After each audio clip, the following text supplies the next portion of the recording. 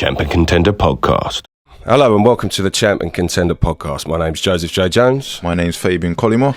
And we are here with a very special guest today, professional boxer and now trainer to up-and-coming boxers himself, Kevin Mitchell. Nice to meet you, Kevin. How you doing? Nice to meet you, lads. You right? Yeah, good. Thanks for having me on. Great. I always remember growing up as a kid in this area, Hornchurch and Elm Park, and, you know, following your career. It was such a pleasure to see someone from our sort of, you know, way doing so well. You know, you've had the East End following you, like Barking and Dagenham in general. How does it feel to have that sense of community of people following you? Do you know what I think? I say to people, like, I'm probably one of the last of the old school fighters that basically knocked about with street people, was in pubs, sold tickets in pubs, actually sold their own tickets. I was talking to AJ about 3 days ago, and I said to him, I said, like, I watched the podcast the other day, AJ, and you mentioned like your childhood memory growing up was watching me at Upton Park, right? He said that was your biggest event you ever went to as a kid. I said, but you changed the game, son. He said, what do you mean? He says, after he's been beat. So he's been beat, and I'm still speaking to him after he's been beat. I said, let me tell you something. All the bad pressure getting that kid, I said, F everyone else. I said, you changed the game, actually. You put more money in the sport than anyone's ever done. I said, you lightweights for my weight division, I said, getting mega paydays now off the back of you. I said, you put more money. I said, so don't worry about anyone, Josh. You've done unbelievably well in a 12-year career. I said, you've done exceptionally well. I said, you smashed it, kid. You've said, you've changed the sport. I said, you're fight. I said, I've done Upton Park 24,000. I said, you're doing 90,000. Yeah. I said, you've changed the game. I said, not just for me, not from a fan's point of view. I said, for all the up-and-coming fighters in the future, coming through the sport, they're all getting paid proper money. In my day, we was all getting knocked for money. I said, "There's just change. You change the system, mate." I said, "You've done unbelievably well." I remember when you sold at Upton Park. Yeah. Like, you know, a team sells at Upton Park, but for one guy to sell at Upton Park, it was such a big thing. Like around this way. It was like, as I said, like I was probably one of the last of the last of the old school fighters that basically like from like the East End. I was back from the East End, always from Dagenham. Always in pubs all over East London and knocking about in boozers and things, drinking, getting up to no good. I think I was just a normal fella. I've never changed. I've always been like the way I've been. I think people could relate to it. I remember being in the bowling one night. I muted up my flat cap and I thought, no, sweet, no one's seen me in there. And like, it's packed, everyone's singing, no one's seen me. I was in there like my old school teacher, Mr. Gray, Andy Gray. My mate lives in Upminster. I'm having a beer with him in the bowling. Yeah. And some little kid comes up to me, but it's packed in the bowling. This kid's going, Mr. Kevin Mitchell. I said, hello, mate. He went, you beat my dad in the punch machine. So the whole place has spun on me, thousands. So I've hit this punch machine, bang. Dad's gone there, bang. He beat me.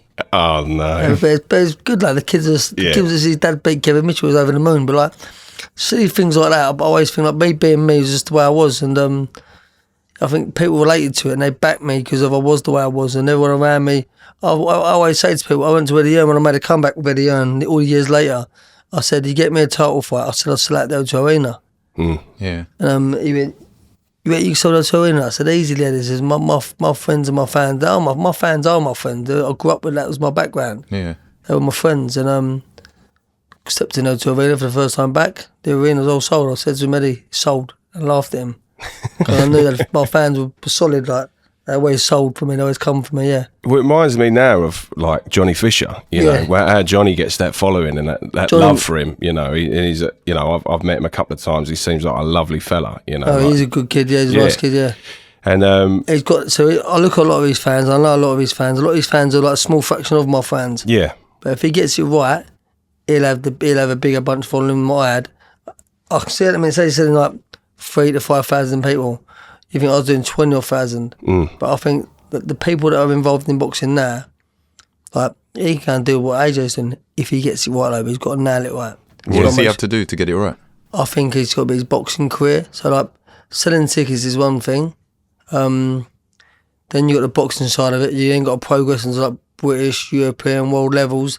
And then you got to learn to entertain the crowds. You then got to learn how to put parties on for the crowds. I'd throw after parties. Okay. And as I got old, I'd throw on like, I don't know, one time I threw about 300 roast dinners on for everyone. Oh, quality. And then another time I threw I had a pub out, and then but you just learn how to just give back a little bit. Okay. But I believe John's got that in him. He's got that. Him and his dad's got that likeable characters about him, and they're genuine as well. They're not like they're exactly how I was. They're genuine. I remember I'd done it before Johnny was a pro boxer.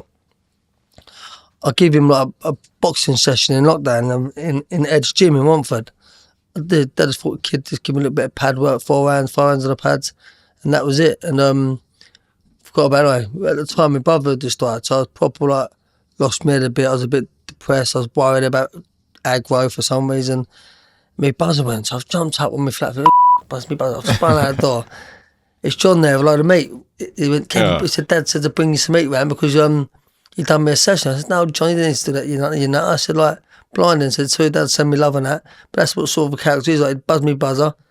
Didn't even think about the session I gave him. Like, just give him a little session, talk with Matt and that. Yeah. And he'd gone on with the leaps of bands. But I speak to Mark Tibbs, and Mark's an old friend of mine. His dad used to train me. Mark used to co-train me with his dad. I said, Mark, if you get it right with him, I said, he can go and do something because he's only young. He's a baby still. In the heavyweight divisions, they go into like 40s. Yeah. That's why when they'll say to AJ's finished. Like, he can easily do another 5-6 more. He's still only, what's he 30? 35. 30 was young, mate. 35, 36. I mean, that is young in today's game, isn't it? When you think in the heavyweight about division, that's young. He can easily do more like, and like, when you got a kid like him earning the money he's earning, why would you retire? No. You'd be absolutely crazy to retire. Yeah. Well, I'd fight Mike Tyson, AJ and Tyson for half the money he got in his ass for. You know what I mean? Yeah. Well, you talk about, youngsters coming through and that. Where did it all begin for Kevin Mitchell as a youngster? How did you get into it? Why did you fall in love with boxing? I think as a kid, my dad, it was like loved to be in the pub, old fighting, talking that, just that old talk, my old man. That he just had the boxing on. I can remember watching boxing on the radio as a kid, and sometimes we was lucky to watch it on TV around his house in Basildon as a kid. I stayed at my dad's house. And when he moved to Thames in Barking, I remember being around his flat in Open House, watching it in there, and so then going from there round to my auntie's house in Romford. Yeah, I just remember watching it as a kid and start being fans like Nigel Benn, Frank Bruno, Chris Eubanks, Nazim Hamid. I loved Nazim Hamid. Yeah, I've met all celebrities all over the world, like film stars and such and things like that, singers. The only time I've ever been starstruck was when I met Naz. Really? Yeah, I've met mega league stars, like, and it never bothers me. Did you? So with Naz, then, was that someone you modelled yourself on a little bit in terms of fighting, or? I remember Naz. Like, I remember Nigel Benn pulling up in nice convertible cars, dressing smart. I remember thinking, I want to be like that. Yeah. It was like a dream to be like, we come from nothing from Dagenham, we never had no money. Yeah. Cancer state house, 2 sisters, 1 brother, mum, dad always rowing, bickering. Do you know what I mean? As it was, and that's how families were. Yeah. As mad as it is, I had a mate called Bob Nico, Ghanaian kid. He was my best mate then. I lost touch with him since I was 13. I just got in contact with him yesterday. Oh wow. I went to Bob, I said, how mad's it been, man? He went, Kev, I've watched you on TV. He went, that's mad. He went, but he's quite successful in business now. He's done quite well for himself. Yeah. I went, how mad's it gone? Like, I've not seen each other since 13. All these years have gone past from like the streets days. We used to get up to no good. You imagine, you know what the streets are like? You just normal kids back then. Yeah. When we was young, it was like, it was a headache, do you know what I mean? But like, it was proper aggro, but like, it never left me. If I ever had bad egg, it'd stay with me. And then as I got older, I'd become a boxer and things. So it's like, it goes so fast. We're like 40 already. We've got a 20-year-old son that was nearly 20, do you know what I mean? It's mad, like, and the career with it, like the journey of it, I'll be on trains and things, and I'll be on trains going to the West End and that to go for dinners with a few of my mates. Like, do you know Jason Affett, the chef? No, I don't think so. He's a Michelin star chef. He owns all the city socials and that. And I've got Alex Clacker, so I've got my mates like Mark Taylor, obviously, Darren Barker, Spencer Oliver. A lot of us all meet up and that.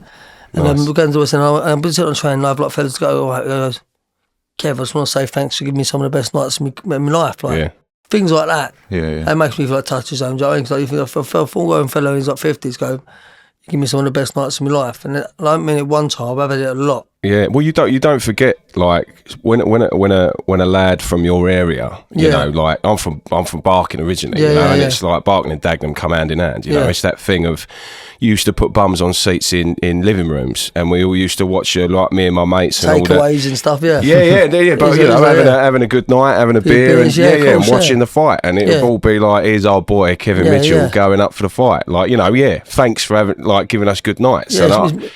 It's mad for me because, like, I just wrote on Chris Eubank Jr.'s wall about his dad. I see his dad talking about something, quite emotional thing he was talking about. And I know his dad's having because he lost his son. Yeah. And I wrote on his dad, said, your dad inspired so many champions in the last 20 years. Yeah. I said, he should be proud of himself. But it's true, like, you inspire others to do what you did, like, and go from like AJ, like at my fight in West Ham, you had Conor McGregor there at that fight, so like things like that. Because I went out to fight Conor, when I watched Conor fight Nick Diaz too, and when I met his mates to get the tickets and that, they said like we used to come over to watch you fight when we were kids, and now you used to come over to watch Conor. So I said he's one funny man. I said what's he like? I said he's funny. I said he's off his head. Like, but I said we all love him. To let him know all back him, like. But it's mad to think like someone like Conor McGregor used to come watch me, and AJ used to come watch me. Do you know what I mean? It's mad, but like you inspire others to go and do and go on to do better and do more. And then Conor McGregor, the kids were coming through like that. Do you know what I mean? That's what life's about, revolving, isn't it? Yeah, definitely. So you see, when you turn pro at 18, right? Yep. How was that the first initial doing weight cuts when you was turning pro? Well, but that's a good question. Do you know what? Because nowadays, like, my son's 19, he's calorie counted. Yeah. He don't go pub, he don't go out, he goes out with his missus for food, and his girlfriend Libby, like, he lives a lot. He's more of an athlete. Like, I say to him, boy, you're more of an athlete than I ever was. Because of I'm his dad, he thinks like, I'm like some superstar. But I say to him, I said, promise you, boy, you're more of an athlete than I ever was. And Nigel Benn says it to his son. Yeah. I've been with Conor in the gym, and Conor Benn's an animal. Yeah. And I know Nigel was like me, he used to cut corners, go pub, mess about, and we didn't live the life like these kids do. But like, they actually calorie count. So we just used to like crash diet and things like. We didn't know strength conditioning. As you were talking about strength and conditioning just then, we never did know strength and conditioning. We were told if you just lift weights, it'd slow you down. So yeah. And then years later, I remember having the first meeting. I was about 29. I was just with Tony Sims. I was in London, in where's it they do all the operations now in London? Not Old Street. That's bloody. No, that's you know what I mean. No, you know where all the operations go. But I was up in London anyway, and this guy sits down. He working with Formula 1 drivers about calorie counting. So I'm sitting down. I was thinking about the meeting was about £3,000 meeting. So he says you can eat this, you can eat that, and I think, this fella's off his fucking head. You don't fucking eat this and that. If we can't eat this and that and weigh that, there's no way. So I just thought, him, £3 grand, forget Yeah.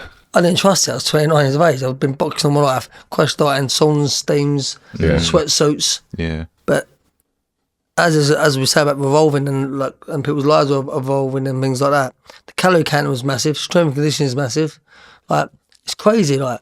Yeah. But like, I used to, like, as I said, like back then when we come to, I was 18, 2003, I'd just crash diet. Yeah. So how long would you crash diet for? How 3 weeks before a fight or? Well, be on like crash diet a month, 6 weeks before. Like, but you're trying to, you think healthy was like having a pot noodle. Yeah. Like, seriously.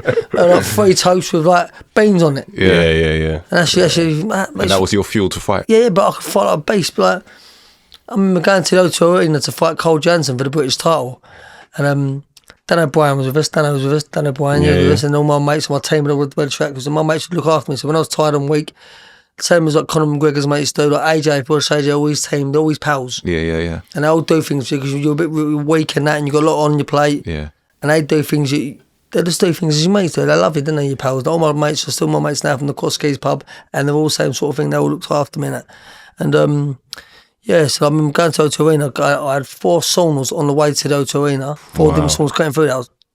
I left for 2 days. Yeah.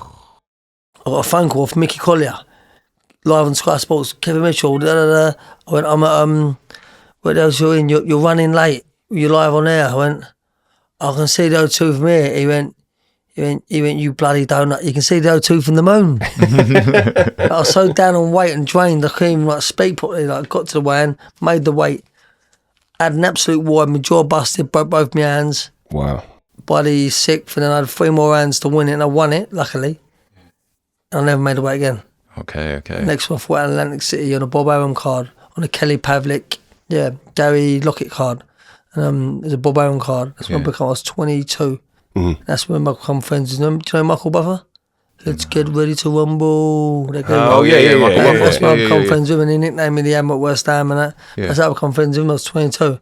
Wow. But I was like a cocky little Cockney Dagenham boy, like, what's happening, Mike? You want mate? Whacking him on the gloves. What's this little nutter? But that's part of the charm, isn't it? Like that's what that, like, to be who you are. Yeah, that's how like, I was. I mean, I'm like, you know, Fabe is a GB runner. Like, he was an ex-GB runner. What distance? 100 metres and 200 metres. Oh, you're rapid there, man. Yeah. AJ can hit, no, AJ. Yeah. He can hit 100 metres fast. Is it? Yeah, we'll see. One day, maybe.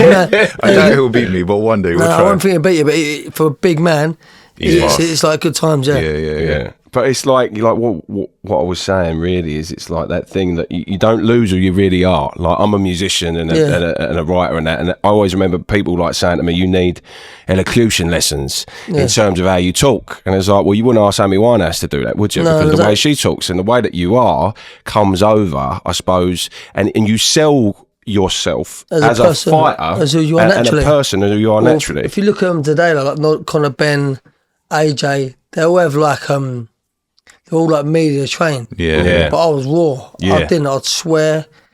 I was just me, and I'd do things. But people love that, don't they? But back in the day, that was why I sold so well, like, because I was me. Yeah. And I've never changed. That's why people like Josh, I'm still friends with everyone now, because I've always stayed the same thing.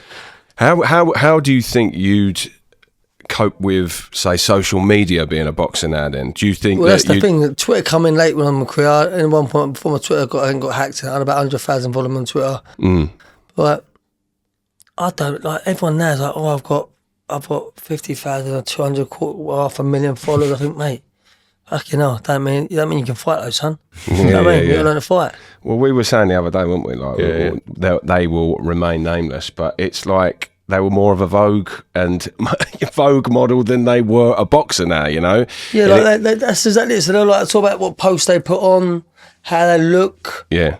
But for me, like, my son Conor's obviously, he does it himself, like, he's on his social media, and it is right to look right on social media these days. But as we were kids, I think it was MySpace as a kid. Yeah.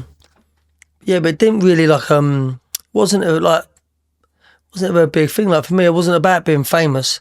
It wasn't about, like, being a celebrity. It was about, I wanted to be an East London legend. That's what I want to be, a legend at East End. I want to be known, well respected in East End. That's how I wanted it to be. Yeah. I think you've achieved that, though. Kev. Yeah, I feel like I did achieve it. I think, like, anywhere I go, I'm very well respected. People were very happy to see me. I remember the most time I've ever been shocked in my life. And I was at a signing in where was it now? It's quite far away. It's about 2 hours away. And like, all celebrities there, Star Wars, footballers, boxers, Bruno turn up. Yeah. Everyone was there, like thousands. It was a massive in this arena. And I walked in, and when he was like to see, I said, Gazza. I said, I had a photo of my memory as a kid. I had a photo of Gazza. Yeah, he's up there, the boy. Yeah, yeah. And I had a photo of Mike Tyson, and I had like photo of like a white horse, unicorn white horse. Yeah. I went Gazza. I went, what's it? I've never met Gazza. So he's my hero, like, so I loved him. But I walked in and met him, and he started praying on the floor like as if I was a god. Wow. I went, what are you doing, you nut? And he was like, you're a legend, Kev. I said, no. I said, you're a legend. I said, I had a photo of you all over my bedroom as a kid. I had painted on my wall and things.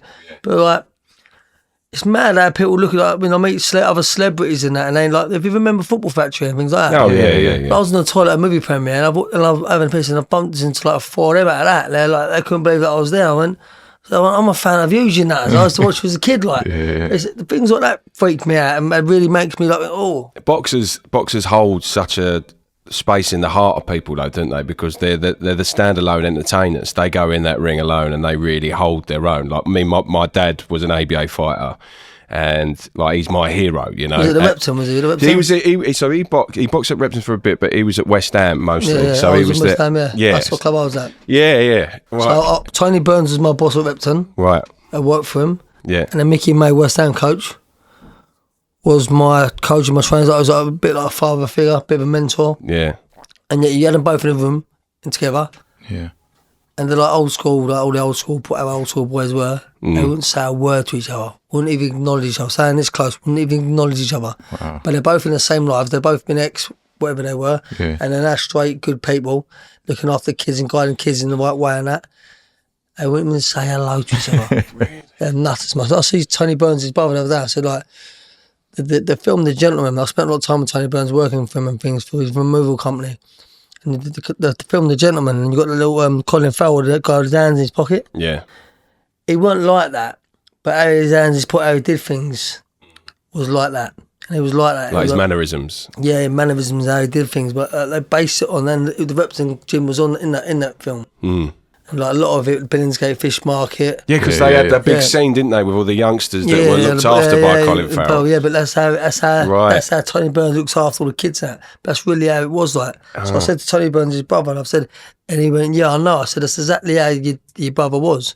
Right. And he was a good man. Like I remember knocking out two of his kids in one night. Yeah. In the senior ABAs. Wow. Going to work in the Gherkin Tower in London, parking my car down the road at the McDonald's, my little £400 Corsa, little white Corsa, going back and getting it, and I'd always check the money because he'd always put £50 over. And it was £175 on top of my wages. Thinking, what the old because I'll drive off here, like I've nicked. I haven't clocked it, so I'm clocking it. I'm going, we'll walk back in the cold, freezing cold. Cars back there in freezing cold. I went more money on that.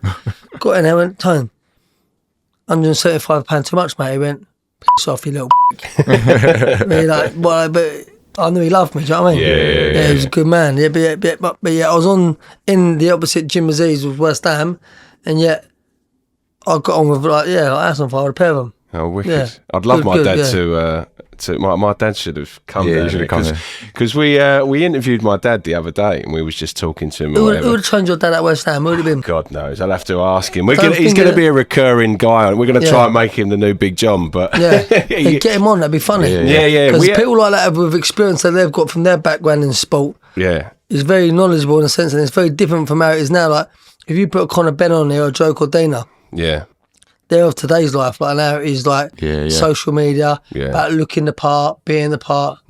After I was up to, mate, if there's camera phones out there, mate, we'd have all got in trouble. Do you know what I mean? That's like, yeah. Well, that like my dad, like the knowledge of like just heavyweights alone. Like when we was talking to him, you just thought like, Jesus Christ, where's this come? That's my dad there, by the way, Bobby Moore. You might appreciate that. Yeah, Bobby Moore's the man, mate, isn't he? Yeah. So he got an award off of him, but he lost that fight.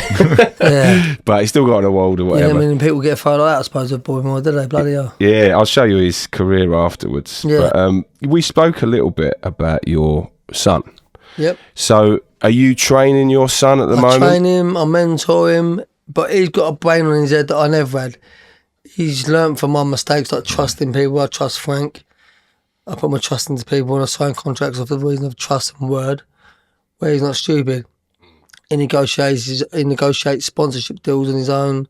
He asks my obviously I know how not to sell him short now.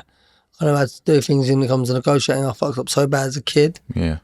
That I know that where what he should be saying and what he shouldn't be saying. Well, I'll just be after what do you want to give me? Where he's like, he'll sit back and ask him what they can do for him and things. He's a little bit different from me. Yeah. He's just a little bit more smart, a little bit more wiser.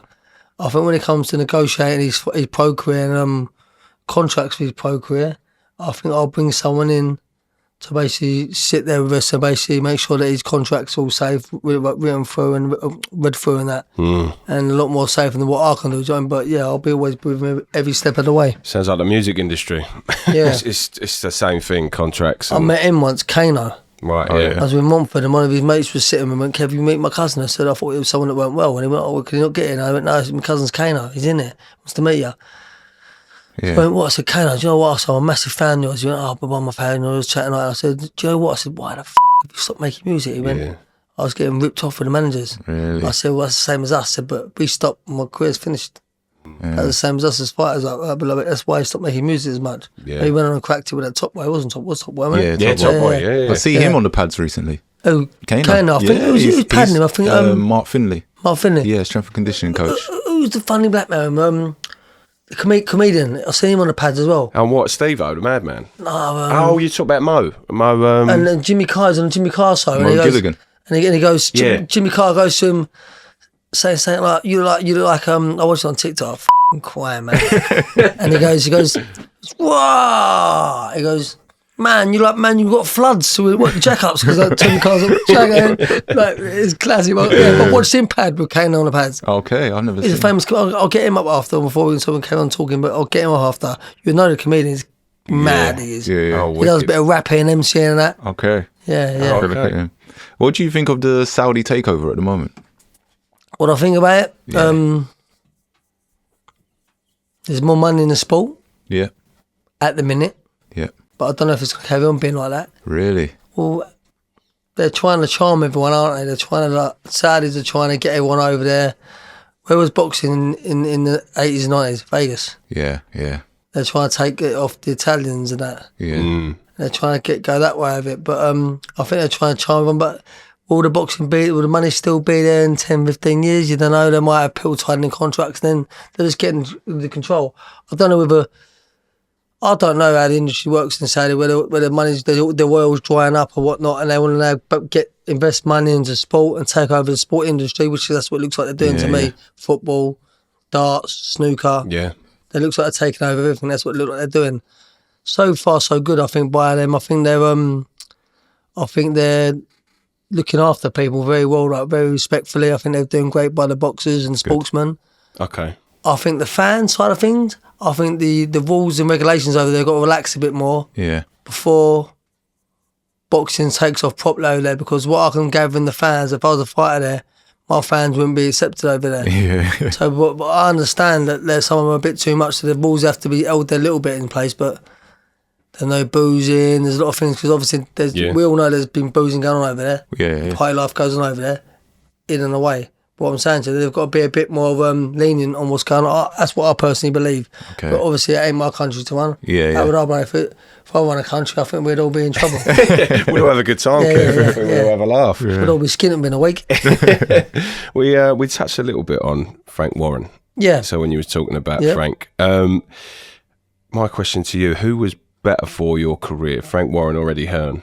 Two sides to it. I think Frank Warren built me to, me and Frank built each other built me to become an East London name in the East End, to become well known and to sell big tickets. Yeah. I've done that with Frank and Richard Manyard, Dean Powell, the whole team, Frank Warren. Business-wise, I think Frank was having it hard at the time. I'm not sure, I can't quote me on this, but I think so. If he had it hard, we all had it hard. So we weren't earning the money. We weren't being delivered how I wanted to. I didn't earn the big money that I was hoping for. But then that's down to my behalf of negotiating with Frank and things like that. That's a lot down to my own inexperience and making mistakes negotiating with him. But then, as a kid, I'd think that they'd been good to me and looked after me. But I didn't feel like I was looked after like that. Eddie Hearn looked after me as such. He looked after me a bit. Yeah, Eddie Hearn did what he said he did. I didn't ever hold a contract with Eddie Hearn. Eddie Hearn was just an handshake. I've been friends with Eddie for a number of years, and now I found Eddie was fair. But yet Frank was fair, but it is what it is.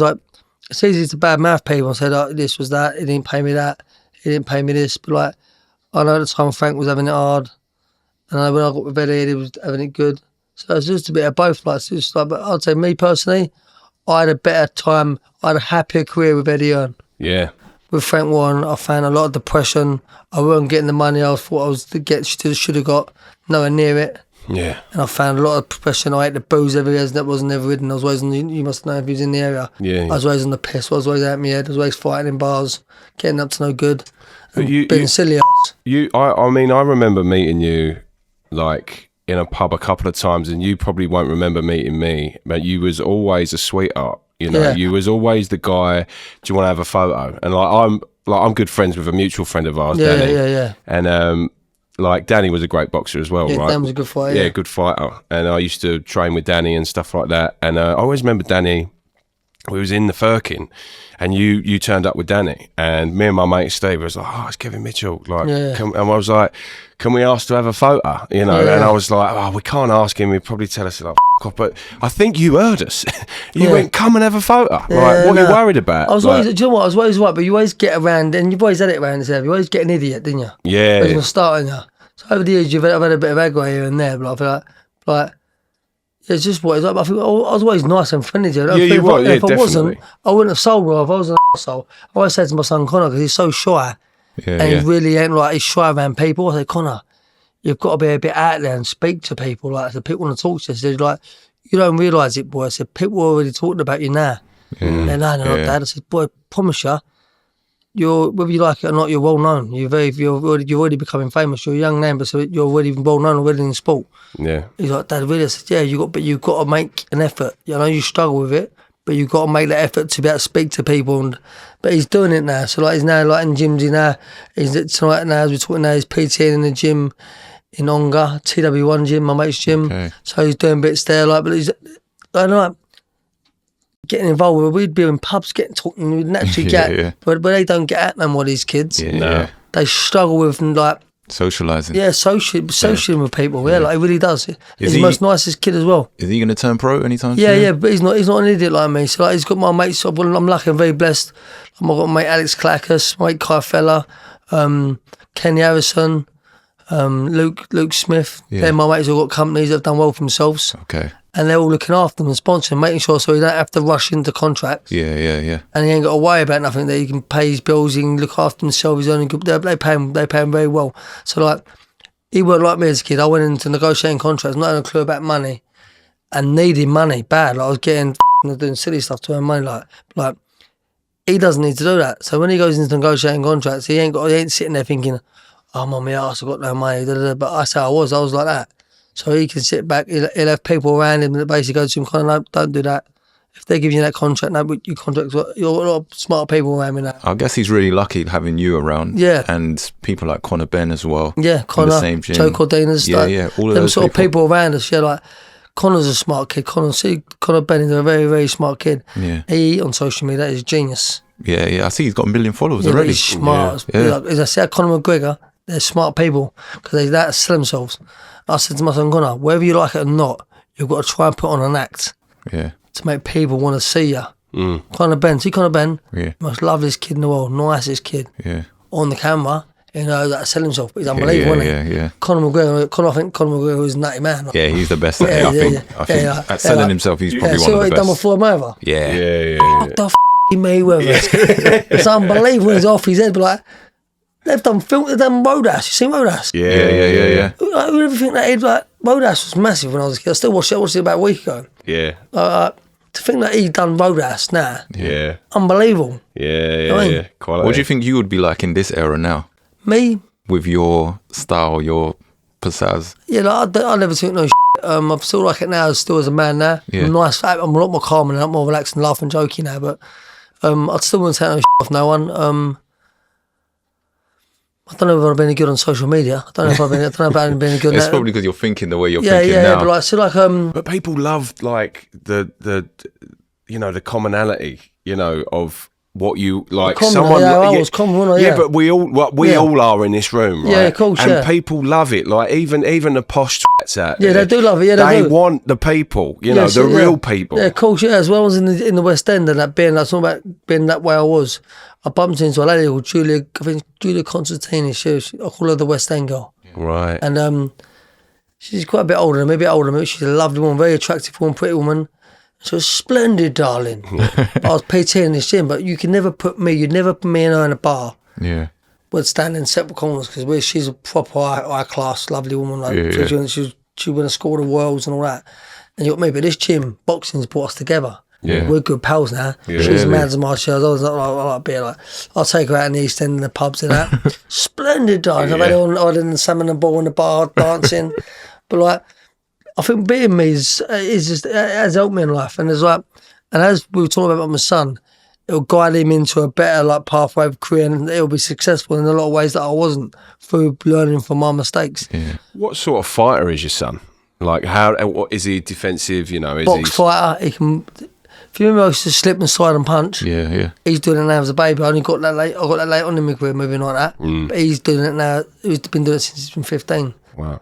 Yeah. So just a natural. Yeah, he's a good fighter. He spars Cordina. He's like world champion. He was world champion. He's a good fighter. He beat the Ghanaian national champion, who's an elite fighter, fights in the Olympics, won the silver medal for the Europeans. So he beat him the other week on a 1 week call up. I had 1 week to fight him. Got yell over with him, fought him. So he's got that sort of bit about him.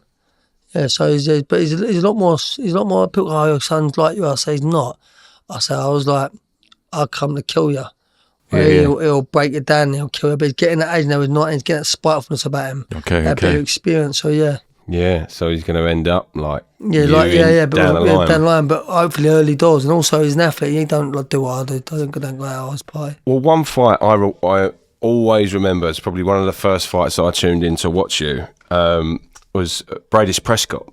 Yeah, right? good fight, yeah. Massively, like, what a fight. Because we watched it the other day, right? We was watching it, and like, for someone who knocked down Amir Khan in the first round, for then you to just go, and was it quite soon after that you fought him? So it was about, I think it must have been, I don't know, roughly about 6 months after I fought him. I was the tax man, 42 grand. I was working nights on the underground. Okay. So imagine that. So I was at the height of my out career, but while I wasn't getting the money I was getting, this is what I mean at that time of my career. And how much went I boxing for? Don't know. I was tax man, 42 grand. I went back working on a Monday after I fought, knocked him, beat him. Wow. 40 grand I got paid. What? Really? That's how much money I was getting over. Like, so like, I'm saying to you about things about my career. Yeah. The reason I was always on the piss, I was famous. Yeah. I didn't like being famous because everyone knew me. Everywhere I went, it was stressful. So like, as a kid, when you're 22, 21, you think you get all the traction with the birds and that and the men, and you love it. And then a few years settling a bit, you're not getting the money you're meant to be getting. You're struggling to pay your bills. You're wearing your old woman and things, and it ain't going the right way. It was an absolute headache. Yeah. And be fair, when I got a video late on in my career, I was hoping to have been retired by then. So them extra 4 or 5 years I did were just purely because I was on my arse. Right. Yeah. So, tactically, that fight, how did you approach that? So the other day I spoke to AJ on the phone about Daniel Dubois. Daniel, I know Daniel as well, but I spoke to AJ on the phone. I was in bed. He rang me up about, I think it was about 9:45 at night. Bearing in mind, I spoke to AJ a lot over the last 3 or 4 years because he's obviously made Mega League. And like, he struggled with various things, with doing things, and obviously imagine his phone don't stop ringing. But lately we've been back in contact. Yeah. Hopefully I'm meant to be meeting him this week. Okay. But and you can imagine, like, he's asked me what I think about it. I said, well, if you think when I fought Prescott, I said, what chances did he have of beating me? I said, was knocking me out. I said, same as Daniel to you. I said, if you narrow down the options of him hitting you, I said, and stick to 1 punches, 2 punches, and start the defensive movements. I said, don't throw no more than 1 or 2 punches. I said, you throw more than 1 or 2 punches at someone, they're going to get off their shot at you. I said, as soon as you throw a 3-punch combination, they're definitely going to get one off you. Yeah. So you bring up the risk of getting caught with that shot. I said, slow the pace down the fight, get behind jabs, stay old centre of the ring, aim in 1 shot, 2 shots, move the edge, roll. I said, slow the pace down and control it. I said, that way you narrow down the options of getting caught by his big shot. You take control of the ring by leading the centre of the ring. I said, and that way you've got less chances of getting caught with his one punch, which you're aware of, that's coming. So if you're aware of it's coming, you're more on point line, it's coming in you. Yeah. But, so what I did with the Prescott fight, I narrowed down his options. So I worked on a game plan where I'd do 15 rounds shadowboxing some days. But I wouldn't stop, talk about the TKO gym that then Johnny M's had it. Busy gym, packed fights from all out of London, from everywhere. It was like a gym in the East End in Canning Town. Yeah. And basically I'd do 15 rounds, I'd be moving, there'd be like lots of people watching me and that. But I wouldn't stop moving me, like rolling. I was like a rabbit, one. I wouldn't stop. I'd do that for 15 rounds, concentration, I do not stop. Think someone's in front of you punching you, and literally not stepping off, not coming off. Not side, not thinking of saying I was stand on that. So it was a concentration thing. So I trained like that and then spar. I kept out, but I had good sparring. I sparred Nathan Wise in that fight, which was Nathan Wise is a good friend of mine. Good tall, light middleweight, light middleweight, big, strong and tall like Prescott. So I done a lot of training, like prepared for it in my head properly. And also what helped build skin. I needed a win. yeah. Didn't Prescott get caught for drugs before that fight? After that Must have fight? been after that fight, yeah. Yeah. But after that fight, he boxed the IBF world champion. Yeah. And he put the IBF world champion down in the first round, and I think he lost him on points. Okay. Yeah, he lost him on points, the IBF world champion. And I should have fought the IBF world champion. When I fought Wembley Arena, Yeah. I missed a check weight when I fought forget his name now. I've been in it too much. Yeah, and I lost too much in check weight, so I couldn't fight that world champion for the IBF, but I would have beat that world champion easy. Yeah, 100%. I prepared right for it. My head was moving. My home life was good. What people don't understand is, well, being a boxer, you've got your home life. Yeah. You got your missus at home. If it ain't going good with her, there's just so much going on with your family. Your kids are right. Is your mum all right? What's going on with your family? Yeah. There's so much of being a sportsman that goes unlooked at. Yeah. So much.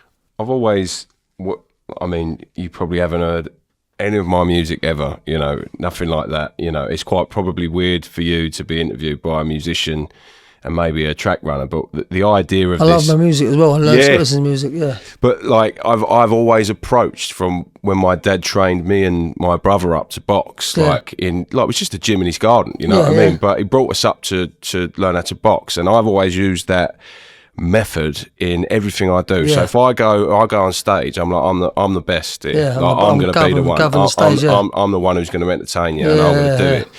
And I always find that there's such a link between entertainers, boxers, sportsmen, athletes, and it's sort of the idea of why we wanted to do this podcast. And I can 100% relate to, like, when you're coming home to the wife and you're singing for pittance, you know what I mean? And like, you're coming home, it's your love, it's what you do, it's what you were bred to do. Yeah, but if they got the hump, it ruins the whole situation. It's true. See what you talk about the career of being, like, working hard as a boxer, not quitting, this and that. Yeah. I'm looking to build a gym in Upton, Oh, quality. which was boxing gym.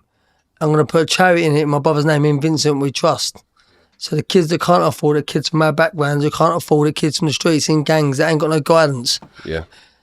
They might not be boxers, but 2 or 3 could become boxers out of, like, say, 10,000. But if I can get them, give them the doors, and I can guide them into college courses, being plumbers, electricians, give them guidance. I know at the start they won't trust me, but in time, you gain their trust and you'll get them into college courses, plumbing courses, give them guidance. So it might not be boxers, you might get a few boxers out of it. What I'm saying is, like, through boxing in the gym, you'll gain trust. They'll find father figures, and then you'll with, like, school teachers. My school teacher, Mr. Graham, I'm going to get him working with me with it, and basically get him kids in naughty schools, kids that are struggling, kids in gangs, and get them guidance where they get clothing. Make sure they're getting paid money. They've got money to go to college, and guide kids out of trouble. Touching on your brother Vinnie. Yep. There's a pie and mash shop in Alnchurch, Al's Pie and Mash. Yeah, It's got a lovely photo of you two together. And sold him my Harley before my brother died. Him. Really? Yes, I sold my cousin died, Jim. So I sold both my Harley. I lost about 50 grand in Harleys. Wow. And I shot. I paid about 50 grand for them. I shot about 30 grand in Harleys, of profit money. But, like, I sold my last Harley to Al, and my brother, the divvy ass, goes and buys a super bike, kills himself on it, dumbass. Yeah, but it's just, so that photo of the Al's, I used to have hair back then, I think. And I had a bit behind it like that, I think. Yeah. Mine's going all grey now, and I used to be a bit darker, but, well, I was going to ask, because it was such a shock to everyone in the area, like, when it happened, because you guys were literally the living Mitchell brothers. Yeah. You were those two guys. I mean, my question really is, one, what was Vinnie like as a boxer, and 2, what was Vinnie like as a person?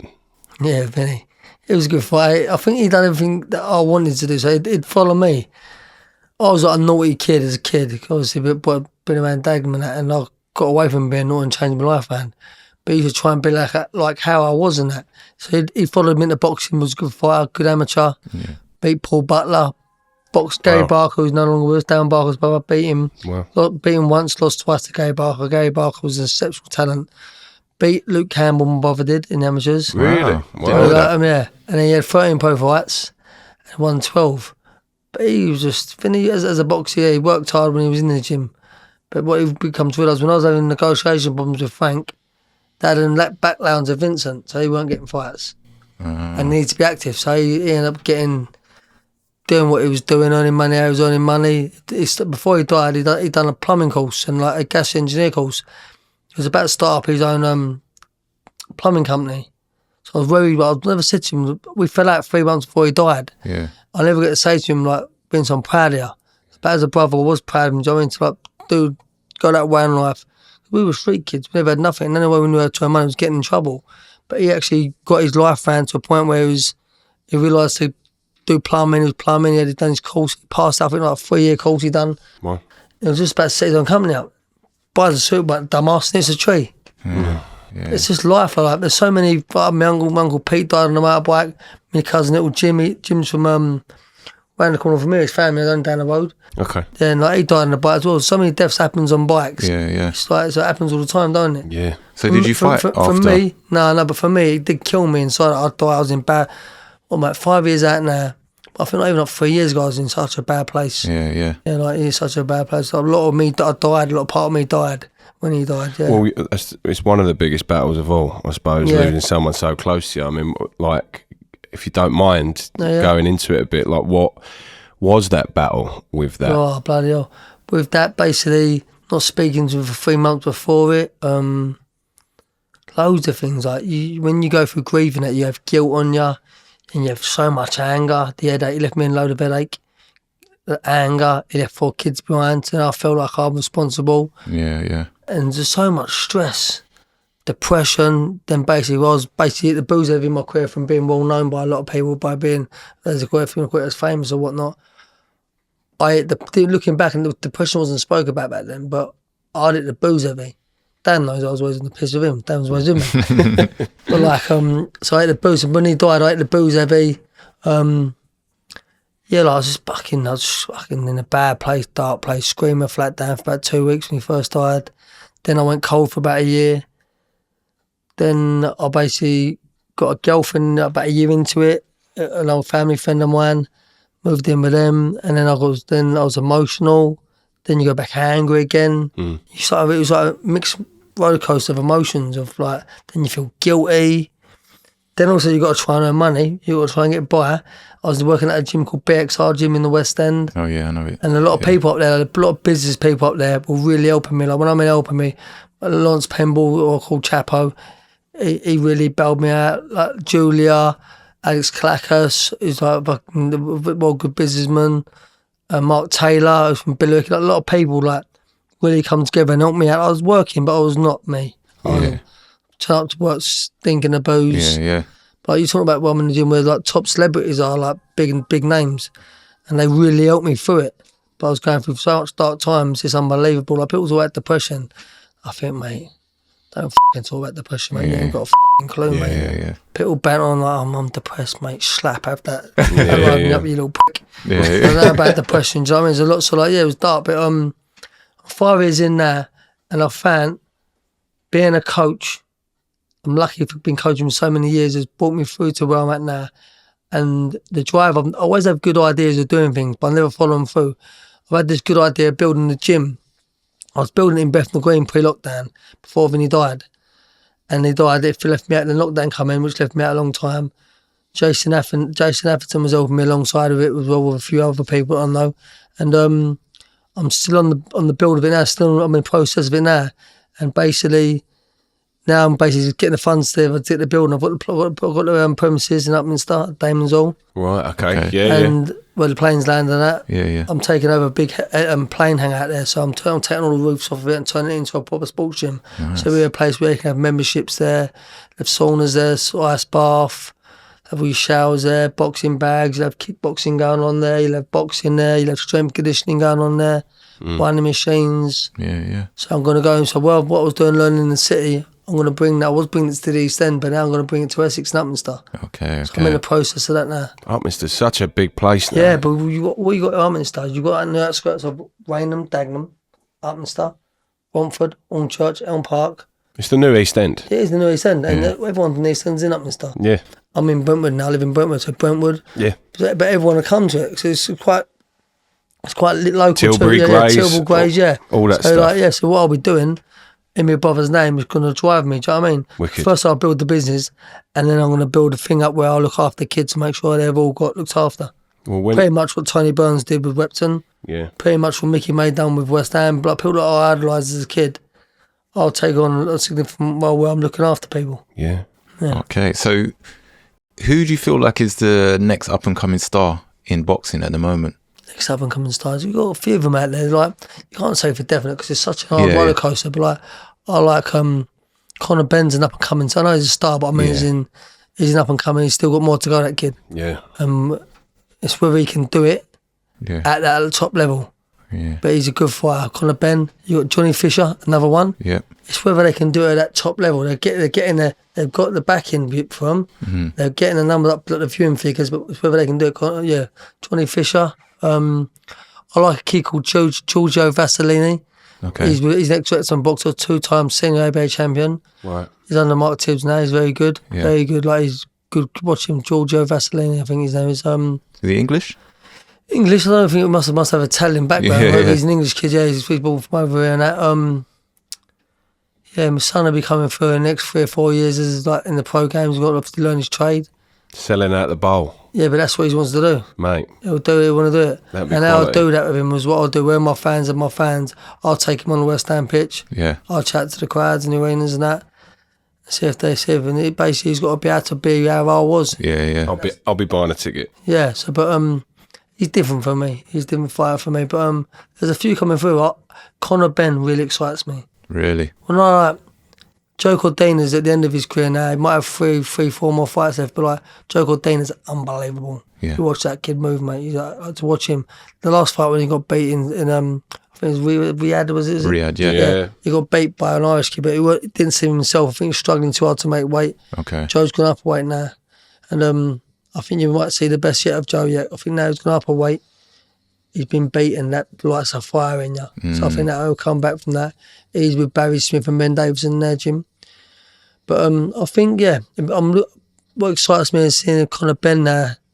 Yeah. Because he's got that thing about him. He's got that animal in him. He's got that fire now after the situation. And also he is a bit cranky like his dad. Yeah. Yeah, he's game like his dad. Like his dad's got that. His dad's still like it. Nigel now still like it. Really? Yeah, I love like. No, I mean, he's not my idol as a kid, but now I'm his mate. It's mad. Yeah. Well, what that situation with Conor Benn? I mean, it was. I was in the gym with him every day that day. Really?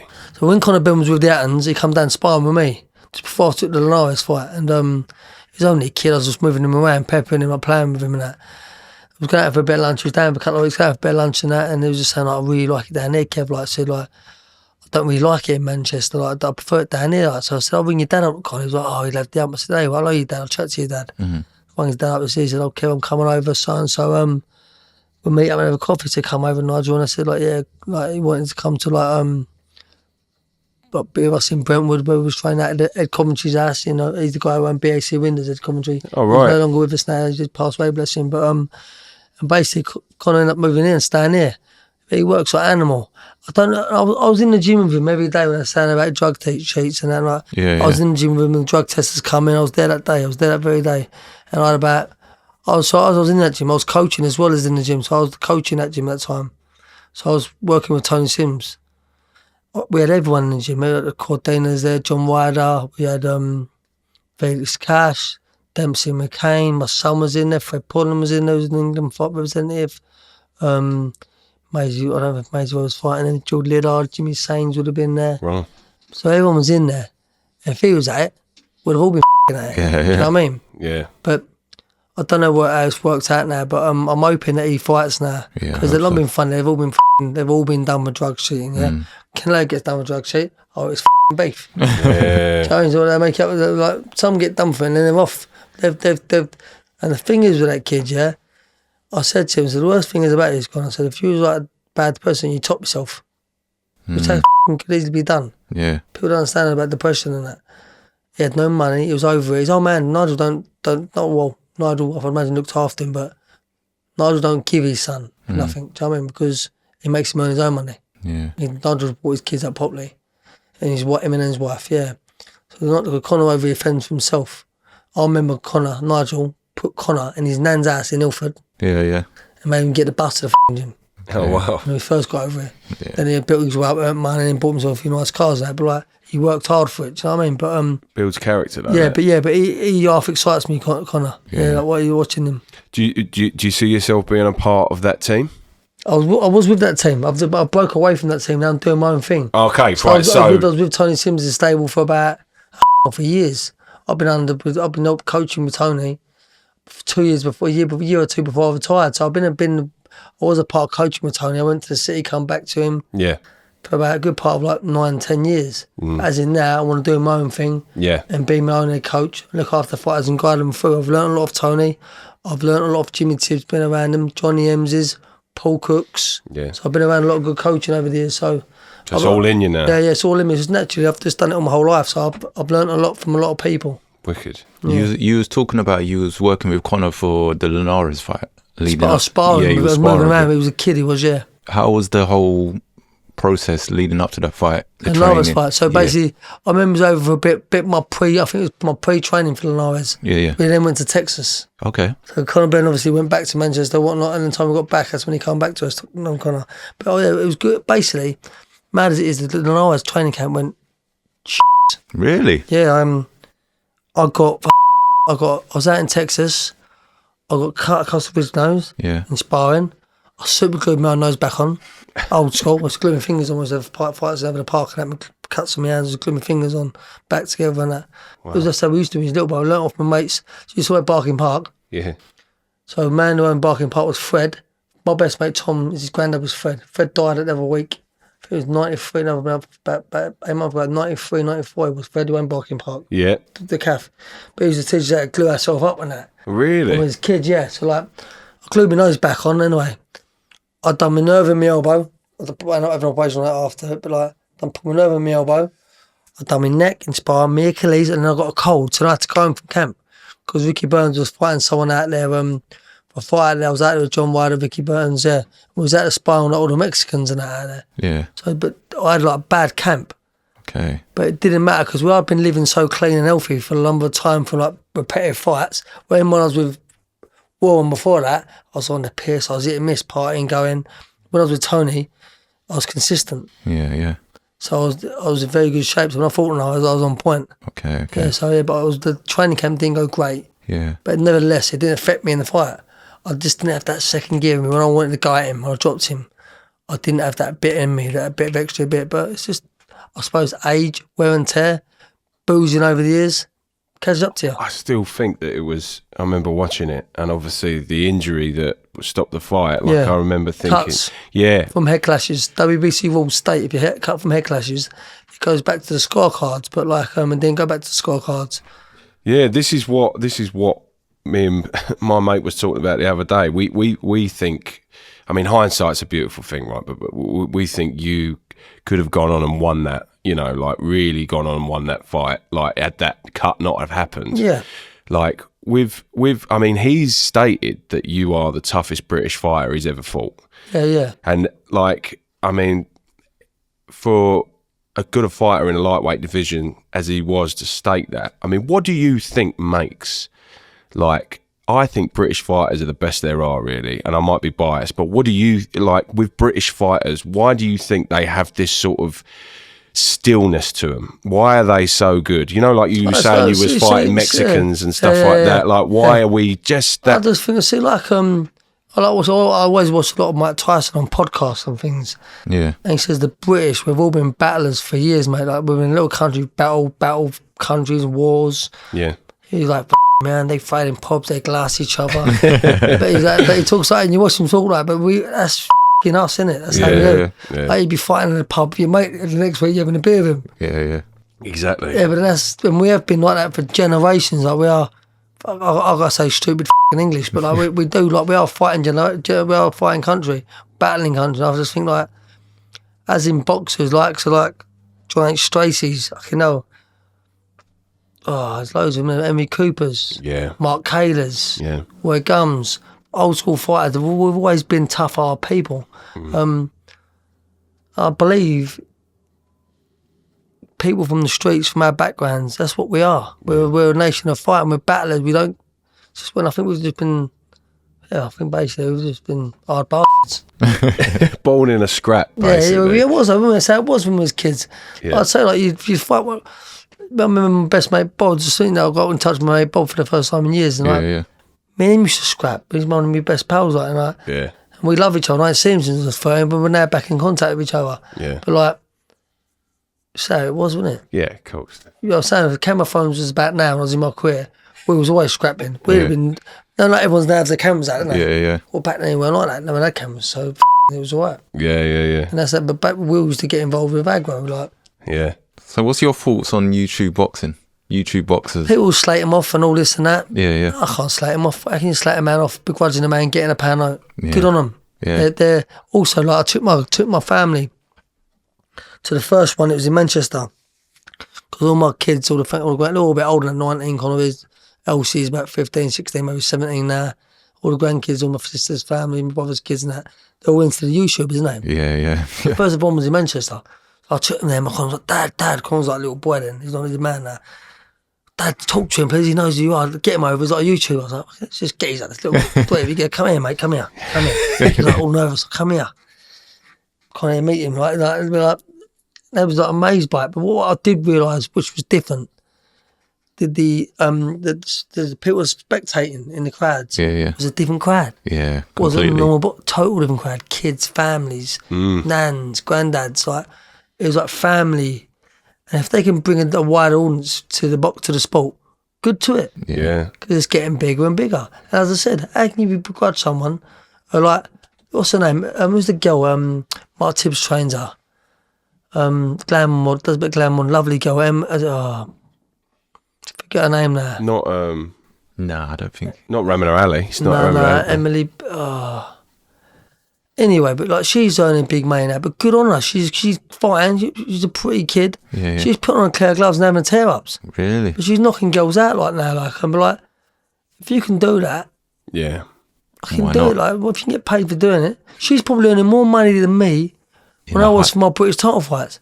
But how can you begrudge someone? But be jealous about that? Yeah. Nah, that, mate. You got to support someone, haven't you? Yeah, You know? yeah. So what they're all saying about Tyson and AJ, like they should retire, mate.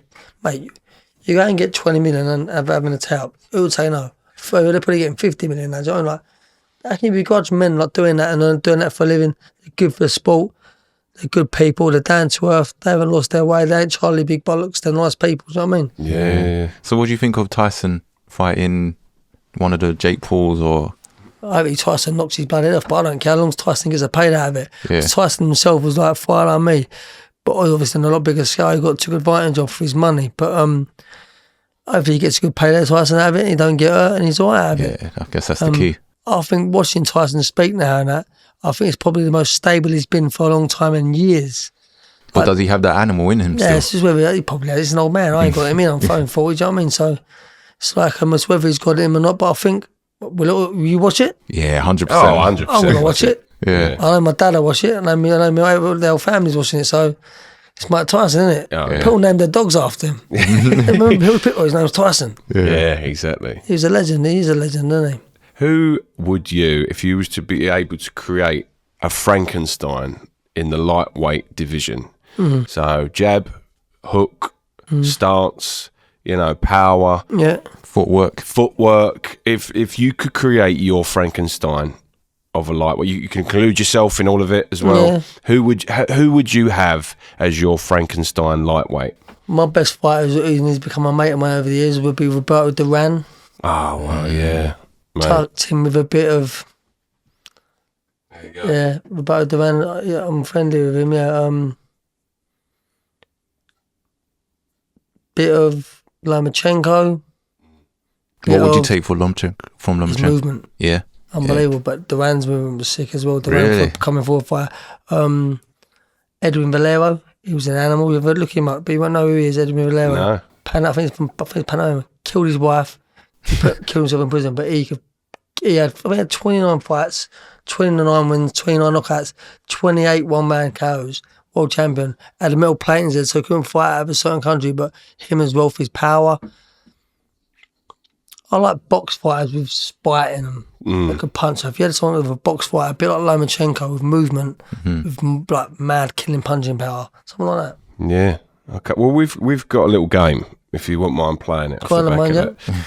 So we're going to name, to start with, 2 lightweights, and we want you to name the one that you think would win or is your favourite out of those. It's called Shot Stopper. Yeah. You're obviously not having a drink. So if you can't name one of these people, I will take your shot for you. All right? Fine, so don't do it just to spite me. It's a Monday night. Yeah. No. So, right. That's fine. Okay. So if you feel stuck, you know. So I've got to name one of the names out of 2, yeah? Yeah. One of those that's out fine, of 2. yeah, it's fine. So we're going to do this. This is Shot Stopper. So I'll read the first one. So we're going to go Breidis Prescott, Amir Khan.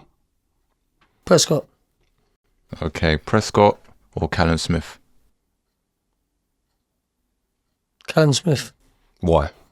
Callum Smith, he's more rounded, he's more steely, he's got more about him. Okay. Prescott's a one-trick pony. Punch and that's it. Callum Smith or Luke Campbell? Callum Smith. Okay. Callum Smith or Linares? Callum Smith. Okay. Callum Smith or Shakur Stevenson?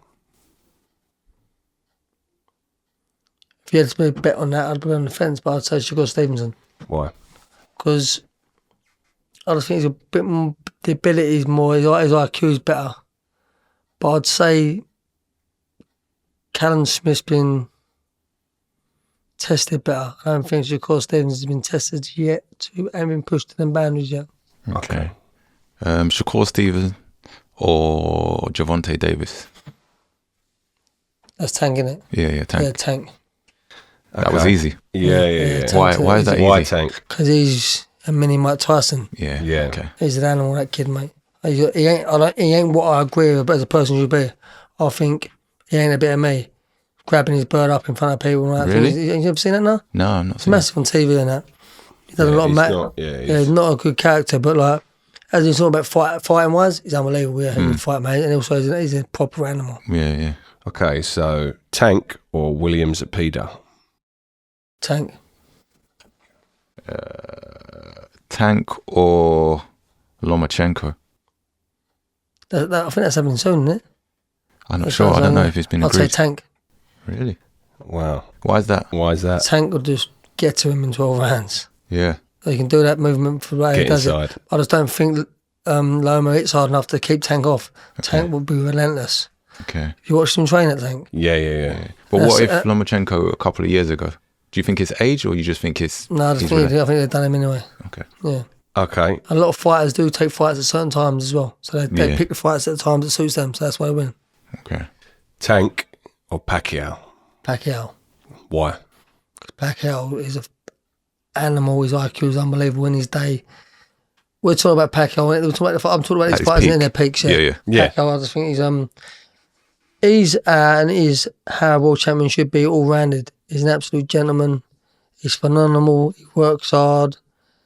He's humble. He looks after the people. Yeah, he's a proper champion. Okay. Yeah. Pacquiao or Duran? I think he's got a shot. Has he got a shot? So what? That's Pacquiao or Roberto Duran? Yeah. So if he's got, so I'll say if I'm on the fence. Yeah. Give it to him. Shot. Shot. Okay. Right. Shot. Yeah. Because you know why? Duran, I studied Duran as a kid, so I watched all the opposite. So what I mean by an opposite, you ran the edge, I'm near to it, a body shot in to come through there. Yeah. Ran there, right there. They'd swivel around as he's doing it. Yeah. He's a beast. I'll do a limoncello. If that's all right. You better drink the bottle, that, will you? Right. Cheers, Kev. Right, Shot, cheers, mate. Yep. Lovely big air on it. That costs money. Give you that one. That's extra money, that. Right. Monday night. Shotting. Okay. We're carrying on. So you didn't pick no one? No, I can't be that one. Can't pick no one. Okay, so Sugar Shane Mosley or Floyd Mayweather? Floyd. Okay. Floyd or Marquez? I like Marquez, lovely man, Floyd. Floyd, yeah? Yeah. Marquez is good guys, yeah. I stuck it on him at the Daniel Estrada fight. He was managing him. I flipped out at the press conference. I was a little bit angry and a bit hot at him. I was just letting him know I weren't bothered about who he was. I was gutted after because he's one of my heroes. I mean, really? I was fighting Daniel. I was just proper my head was zoned in on what I was doing after. I said, I'm so sorry. He said, you're a great fighter. I said, no. I said, I'm a good fighter. I said, you're a great fighter. I said, he was just a lovely man, a gentleman. Proper, he's a great fighter. Okay, so Floyd wins. Yeah, Floyd wins, yeah. Just Floyd beat everyone in that list. Just for shits and giggles, right? Floyd was a smart businessman. Picked the fights at the right time. I think if you'd picked De La Hoya at a younger age and Pacquiao at a younger age, I think you'd have had, I wouldn't say you'd have beaten him, but I think the fights could have, you'd never known. Yeah. So out of Duran and Mayweather, what do you think? Floyd. Yeah? Yeah. Okay, why? Because you just don't, he's defence, he don't get hit. And he was a solid pro, I watched Mosey button him on the chin. Yeah. And he was gone. Seen that? Yeah. And he dealt with that and he soon got back after that. So you don't really, I think he was more solid through his career. Okay. Well, you've got an autobiography coming out, right? Yeah, I remember one of the first things we spoke about when we was texting one another. Yeah. Tell us a little bit about the autobiography, what it's going to be about. It's been going on for about 6-7 years, and it's basically about my life growing up. I'm not one of them guys who throw a load of books out there. I ain't known like that. I ain't well known anymore. So what I'm going to do, I'm going to do a book where it's one book. It's going to tell the West Ham fans what my career was like and how it was, what I was up to as a kid in the pubs, how it was in that. Pretty much the same what I was doing there, but a bit more in depth. And how my career was, and my lifestyle was, my family lifestyle, how I felt being a boxer, and I thought about depression in it, about the dark sides to it, but back then nobody spoke about depression. It'll just be about what I'm doing now. I'm a 40-year-old man, or nearly 40, end of the month. I'm settling down, I'm settled down, building my own business, and basically I intend to do what coaches do with me and look after the next generation that keep coming through until I get old man. Wicked. Yeah. So what does West Ham mean to you? Oh, you took it out of my mouth. The Arsenal. Yeah, West Ham to me is like a family. So the West Ham gym was my family. The West Ham, I found out my brother died when I was in West Ham Boxing Club. So West Ham to me means like it's like a family to me. Like when he was a kid, West Ham kit. I opened my wardrobe door.